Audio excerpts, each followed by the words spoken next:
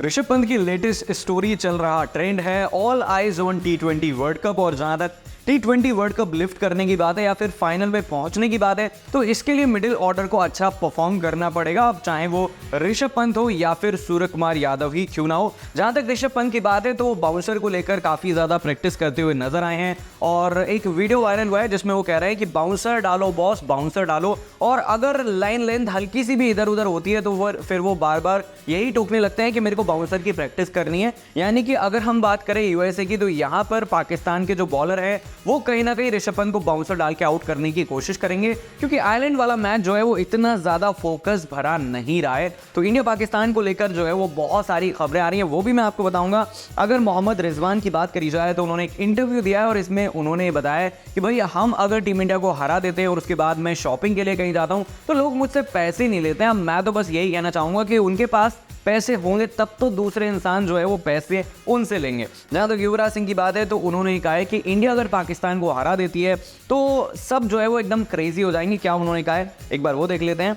युवराज सिंह ने कहा है कि if we win will go crazy, if we lose will go crazy. क्योंकि इंडिया अगर हारेगी तो भैया वैसा तो ऐसा होगा नहीं, लेकिन अगर ऐसा होता है तो बहुत ज़्यादा क्रिटिसिज्म देखने को मिल सकता है। हालांकि टीम इंडिया जो है वो न्यूयॉर्क में अपना दूसरा मैच खेलेगी पाकिस्तान के खिलाफ, और जहाँ तक पाकिस्तान की बात है तो उनका ये पहला मैच होगा, तो इंडिया के पास अच्छा खासा एज जो रहने वाला है। और जहाँ तक पिचेस की बात है तो यहाँ पर रन तो बन ही नहीं रहे हैं। रोहित शर्मा क्या कहना है एक बार वो देख लेते हैं। उनका ये कहना है कि certainly not going to be IPL kind of scores. उन्होंने कहा है कि अगर आप 140-150 रन बना लेते हैं तो यहाँ पर आप जो है वो जीत सकते हैं। Certainly it doesn't look like a place where you can score easily, so we have got to be a little mindful of that and see what best we can do। तो यहाँ पर जो है वो विराट कोहली और रोहित शर्मा की इंपॉर्टेंस तो है ही, लेकिन साथ ही साथ ऋषभ पंत जो वार्म अप मैच में 50 रन बनाकर रिटायर हुए थे, तो मुझे लग रहा है कि उनकी भी जो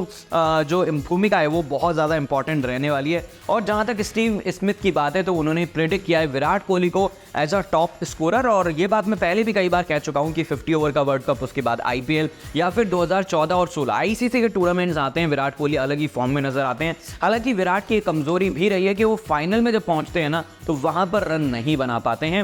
अब किसी भी आप जो है वो फाइनल को उठा लीजिए, वहां पर विराट कोहली के रन काफी ज्यादा कम नजर आ रहे हैं। जहां तक द्रविड़ की बात है तो टी20 वर्ल्ड कप के बाद राहुल द्रविड़ जो है वो रिटायर हो जाएंगे, यानी कि अब वो इंडियन टीम के कोच नहीं बने रहेंगे और सीधा सीधा जो है वो गंभीर की पैरवी करते हुए नजर आ रहे हैं। उन्होंने कहा है कि जो गौतम गंभीर हैं वो सीरियस खिलाड़ी हैं और शायद वो आने वाले वक्त में आपको यानी कि टी20 वर्ल्ड कप के बाद कोच बन सकते हैं।